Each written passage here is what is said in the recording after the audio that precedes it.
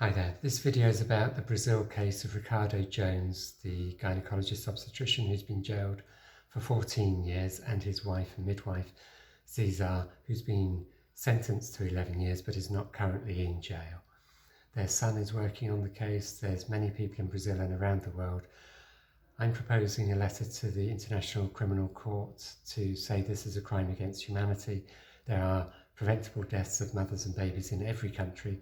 It's particularly bad in Brazil, and with sentences like this and the criminal case, sometimes there's a criminal case for manslaughter. In this case, they've said there was malicious intent to kill the baby, and therefore it's murder.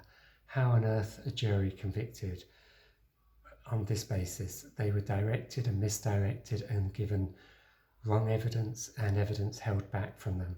For example, there were 5 medical expert witnesses who gave evidence and it was ignored by the court. This reminds me of the case in England of Lucy Letby, the neonatal nurse who's currently serving multiple life jail sentences when there's no evidence of any baby ever being harmed at all and no evidence that she caused any harm. I've written a book about that shows about wrongdoing in these offices by the court, by the judiciary, that cause wrongful convictions. So wrongful convictions happen because there's wrongs done by individuals. In the case in Brazil, the judge is the main wrongdoer and judges are protected. You cannot challenge them very easily. So yes, they can take an appeal. It takes time. In this case, in some cases, it will cost money for lawyers. Sometimes the lawyers work pro bono for free. In this case, it will take hopefully a short time, and during the appeal time, Ricardo Jones could be released on home detention, perhaps. Now,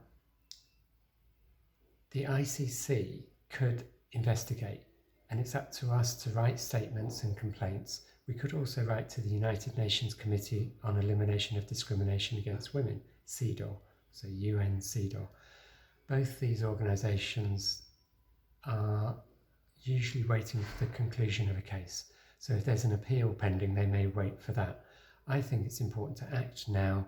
That's why I'm sending the letters, and I invite people also to write witness statements as well as a complaint.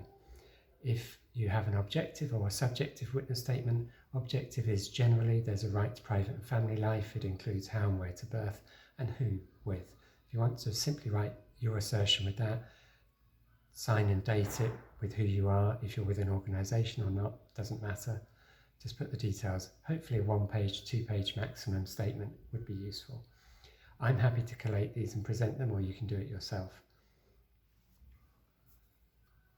The subjective statement could be if you've individually received care or training from either of these 2 people, then you could write a statement saying how beneficial that was and how you see this as breaching their human rights. Pretty simple. It takes action instead of just good wishes or demonstrations or emotions. I'm a fan of actions are putting words on paper, send the paper to an organisation. If they fail to work, go to another organisation, and even using the media, including social media, to say, aha, we've filed this, or we've put that complaint or that referral to this organisation, that organisation. It raises the public profile, that shines a light, an international light, and puts pressure on the government, who will be embarrassed, may even embarrass the judiciary. And this was relatively successful in some other cases, including the one in Hungary following the European Court of Human Rights decision in 2010-2012 of Ternowowski versus Hungary, and Agnes Gerard, the midwife who had been jailed, was granted clemency. Now, we don't ask for clemency, or maybe it's better to have clemency than nothing. We're asking for a reversal of this very bad decision. Thank you for your time and look forward to hearing from you.